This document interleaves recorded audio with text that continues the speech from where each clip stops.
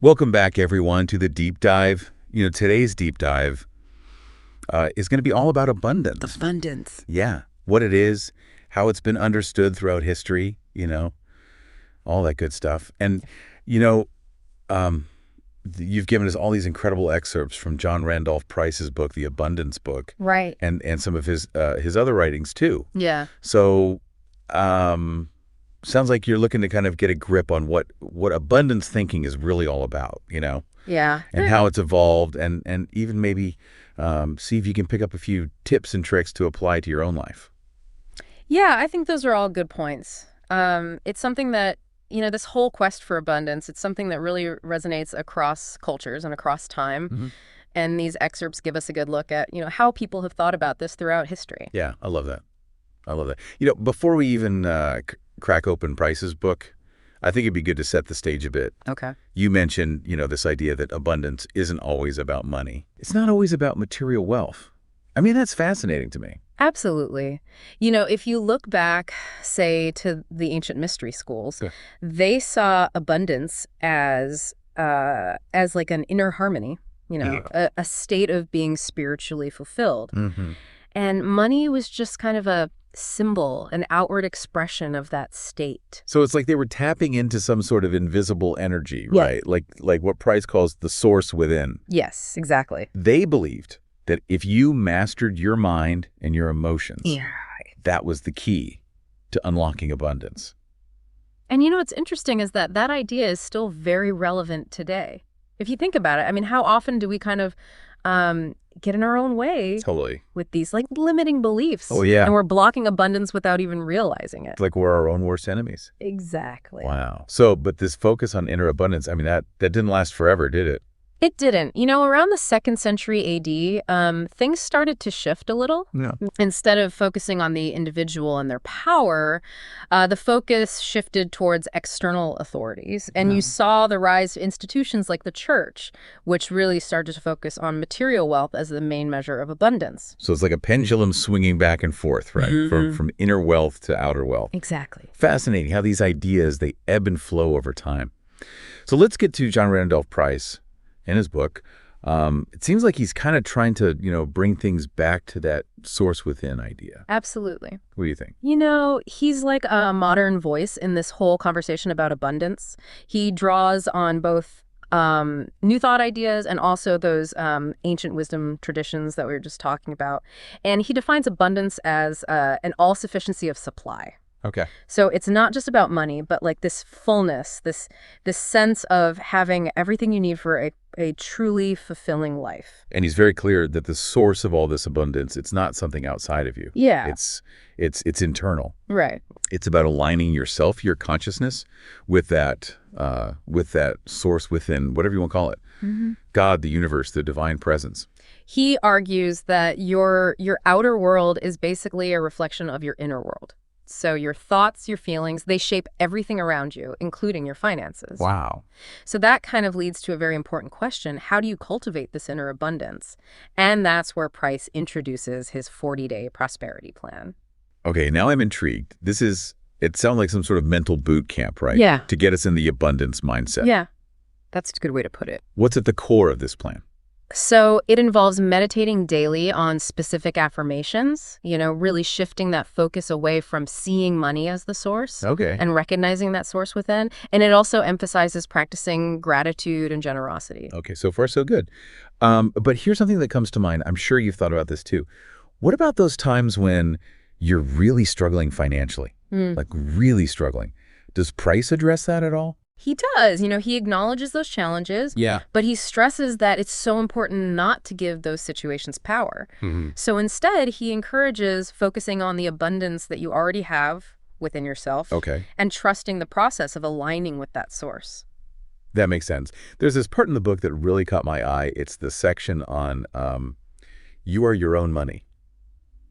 Yeah. Now, I've got to say, that sounds a bit mysterious. It's a little bit, yeah. Yeah. It definitely grabbed my attention, too. He defines money as your own natural energy yield. Okay. Now, I know that might sound a little, out there at first. I'm a little lost, to be honest. Yeah. Are we like walking ATMs or something? No, not quite. But it's about understanding that we each have this energy of abundance inside us. And the key is learning how to express that energy properly, and that in turn brings a return, Okay. whether it's money or other forms of support. So it's like we're cultivating this inner energy field, and what we reap from that field is abundance. Exactly. And Price links this idea to specific practices, right? Right. Like meditation, visualization, love, gratitude, positive speech, and taking action. You got it. He's weaving this system of, thought and action, and it's all aimed at helping us connect with that source within. That's powerful stuff. Now, to wrap up the book, he includes like a bunch of insights from his other writings. Right. And a closing meditation, kind of to tie it all together. Yes. It's like a reminder that for Price, abundance is not just about, those material possessions. It's about living a life that's full of meaning, joy, and purpose. So we've kind of laid the groundwork for understanding Price's view on abundance. Yes. But there's another piece to this deep dive. Okay. And it might be the most interesting part. It seems like Price's definition of money, that your own natural energy yield idea, it really sparked something in you. It did. Am I right? You are absolutely right. It's such a powerful way to think about money, this idea that it's energy, that it's a reflection of our inner state. And the cool thing is, it's not just some theory. Price actually provides a practical approach for cultivating this money energy within us. Okay, now you've got me hooked. Okay. Tell me more about this practical approach. I'm ready to dive deeper. When I first came across that definition, money as your own natural energy yield, it felt a little, a little abstract, a little mystical even. Yeah. But the more I thought about it, the more it started to make sense. He's not saying that money is like this magical substance, Right. but it's more like a reflection of our own energy, like our essence, as he calls it. That's an interesting way to think about it. But how do we actually apply that to like everyday life? We need money to pay the bills, to buy food. It's not just some esoteric idea. And that's what I find so compelling about Price's approach. He actually connects those dots, from the esoteric to the practical. He gives us a 6-step program for actually cultivating this money energy. And it's rooted in practices that have been around for centuries in spiritual traditions. The 6-step program. Okay, now you've really got me intrigued. Okay. Walk me through it. All right. So the first step is meditation. And this is where that 40-day prosperity plan that we talked about earlier comes in. Price suggests meditating on those 10 statements from the plan, really absorbing the idea that our true source of abundance comes from within. Remember, he's not saying money itself is the source, but it's that connection to the source within, that awareness of it. That's the real provider. So it's about shifting our perspective, like not focusing on what we lack externally, Yes. but on that abundance we have internally. Exactly. A mindset shift. Yes. Got it. What's next? Okay, so step 2 is what he calls controlled visualization. And this is where things get really interesting. Price actually shares the specific visualization that he used to overcome some financial difficulties he was having in his own life. Visualizations. I'm all ears. Tell me more. So he visualized this golden stream of light that flowed from within him, and it connected him to everyone on earth. And this light, it radiated outwards, and it enveloped the whole globe. It was like a symbol of how we're all interconnected, and how abundance flows through that connection. So it's not about picturing like money raining down on you or winning the lottery, No. but recognizing that we're all part of this web of abundance. Yes, exactly. And he saw that light becoming this bridge, over which what he calls the visible supply would return to him. It's like he was consciously connecting with that flow of abundance and allowing it to show up in his life. I can see how that would be a powerful visualization. It's like tuning into a universal energy source and letting it flow through you. Exactly. It's about acknowledging that connection that we have to that source and aligning ourselves with it. Now, step 3 might surprise you a little bit. It's intense love. Intense love. Okay, now how does that tie into all of this? Well, Price really emphasizes that love is the energy that fuels the manifestation of abundance. Remember, he sees money as this expression of divine energy, and that energy is expressed through love. So cultivating deep love, not just for ourselves, but for others, is essential. I'm starting to see how all these pieces fit together. It's not just about like thinking positive thoughts or visualizing money. It's about cultivating a mindset that's in alignment with abundance. Yeah. Okay, so we've got meditation, visualization, intense love. What's next? The fourth step is joyful thanksgiving. And this builds on the previous step, right? Because gratitude and joy, they naturally come from a heart that's full of love. Yeah. Price encourages expressing gratitude for everything good that we have in our lives. Beauty, loved ones, all those blessings we already have. That makes sense. Yeah. Gratitude attracts more good things. Yes. When we focus on what we're thankful for, we open ourselves up to receive even more. Exactly. So what's the fifth step? Well, this one might seem a little unexpected, but it's so important. Verbal harmlessness? Verbal harmlessness. Does that mean like being mindful of what we say? Precisely. Price says that, negative speech, criticism, gossip, all these things, they actually lower our vibration and they block that flow of abundance. So it's about speaking with kindness and compassion, being careful with our words, and avoiding language that could cause harm. So it's not just our thoughts and feelings that matter, Right. but how we express ourselves. Exactly. Our words have power. Yes. Okay, so what's that sixth and final step? The final step is right action. Right action. That sounds pretty broad.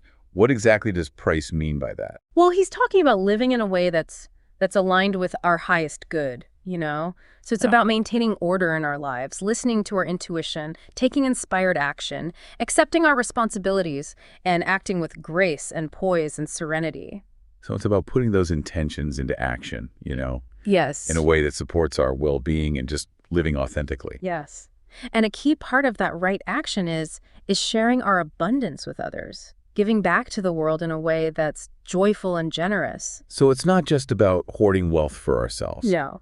but realizing that abundance is meant to flow, to be shared.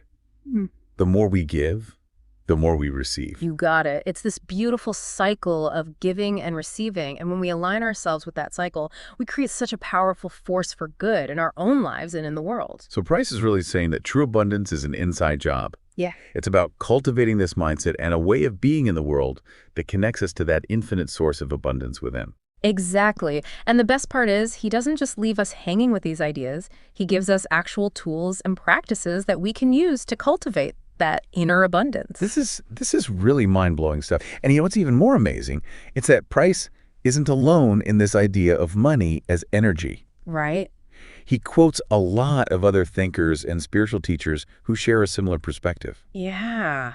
It seems like this is a recurring theme throughout history. It is. It's like this idea that money is a reflection of our inner state. It's something that thinkers across different traditions and time periods have been talking about for centuries. I love that. And in the final part of our deep dive, we'll explore the wisdom of some of these individuals and see how their perspectives connect with Price's teachings and with your own journey. Okay, we're back, and I'm still thinking about that whole idea of money as energy. It's a real paradigm shift. It is. And you mentioned that Price quotes other thinkers who have a similar idea. Mm-hmm. I'm really curious to see how those connect.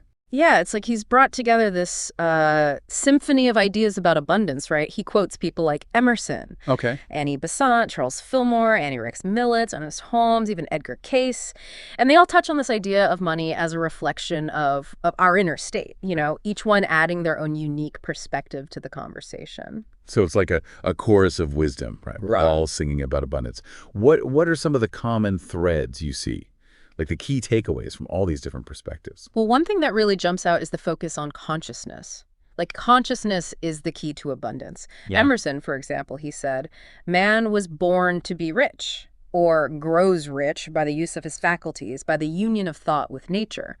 He saw wealth as this natural outcome of aligning our thoughts and our actions with the laws of nature. So it's not just about wishing for it or even just working hard. No. It's about tapping into a deeper understanding of abundance, of how it works. Exactly.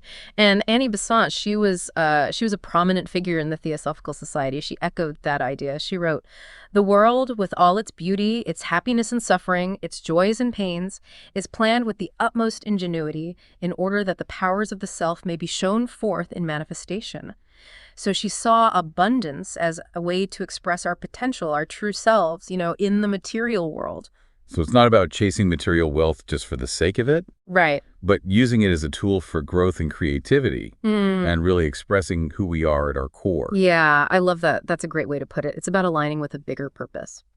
Now, Charles Fillmore, he was one of the founders of the Unity movement, and he talked about recognizing our connection to a higher source of supply. He wrote, "What we need to realize above all else is that God has provided for the most minute needs of our daily life. and that if we lack anything, it is because we have not used our mind in making the right contact with the supermind and the cosmic ray that automatically flows from it.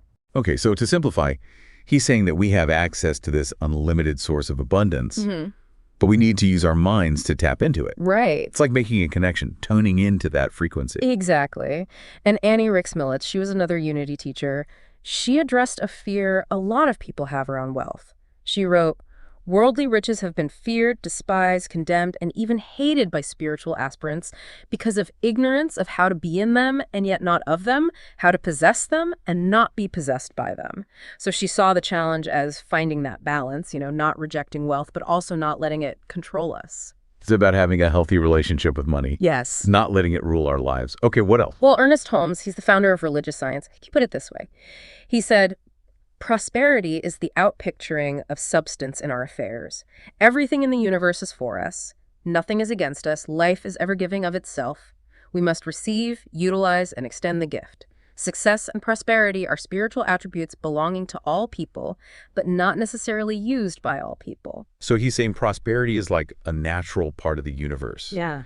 And it's up to us to align with it, to receive it, to use it wisely, and to share it. Beautifully said. And Joseph Murphy, the author of Your Infinite Power to Be Rich, he really emphasized the power of our minds, that power to tap into that source of abundance. He wrote, "God is the giver and the gift. Man is the receiver. God dwells in man. And this means that the treasure house of infinite riches is within you and all around you. By learning the laws of mind, you can extract from that infinite storehouse within you everything you need in order to live life gloriously, joyously, and abundantly."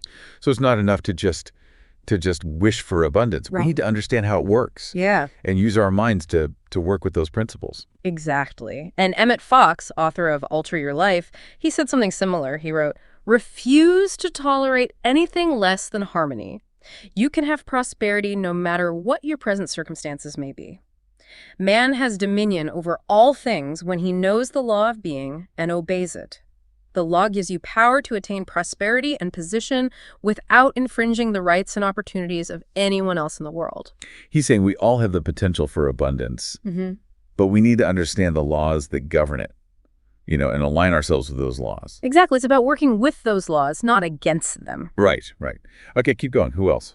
Okay, well, there's Joel Goldsmith, a key figure in the Infinite Way movement. He talked about the importance of faith, and trusting the process. He wrote, "Let us learn to think of dollars as we do of leaves on trees or oranges, as the natural and inevitable result of the law active within.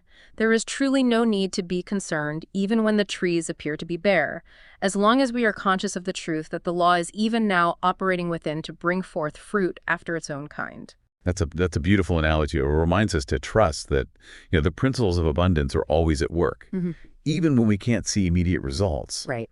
It's about having faith in the process. Yeah. Okay, who else? Well, the Tibetan master Dzogchen Walkol, speaking through Alice Bailey's writings, he emphasized love. He said, "Remember that money is the consolidation of the loving, living energy of divinity, and that the greater the realization and expression of love, the freer will be the inflow of that which is needed to carry forward the work." So that brings us right back to Price's emphasis on love as the driving force behind abundance. Yes. It's amazing how all these perspectives converge on this one idea. Okay, who else? You mentioned Edgar Cayce. Edgar Cayce. He was a famous psychic and healer. He had a lot to say about abundance, but one of his most insightful observations was about the detrimental effects of fear. He said, "It is the fear of the material conditions that wrecks the material body. It is the feel of this or that that prevents a channel from making for the greater supply." So fear is like a wall that blocks the flow of abundance. Yes. When we let go of fear and embrace trust, we open ourselves up to receive all the good that's out there. Exactly. And the amazing thing is that this message of abundance, it continues to inspire people today. It's helping people transform their lives and create a world of greater prosperity and well-being. So after this deep dive into abundance, it seems like it's not just about material wealth, but something much deeper, right? It's Yeah. about aligning ourselves with the source of goodness, with that creative energy that flows through all of creation. Absolutely. It's about recognizing our inherent worthiness, cultivating gratitude and generosity, and trusting that life will provide. Yeah. But, it's not passive. It's not just waiting for things to happen. It requires conscious effort, a shift in thinking and taking action based on our beliefs. You know what? This deep dive it's been an incredible journey. I'm so glad we did this. What resonated most with you from all these different voices and perspectives? And what practices, what principles maybe do you want to explore further in your own life? Because in the end, it's up to each of us to take this wisdom and apply it, to create greater abundance and fulfillment in our own unique way. Thanks for joining us, everyone, and we'll see you next time on the deep dive. Did you get any of that?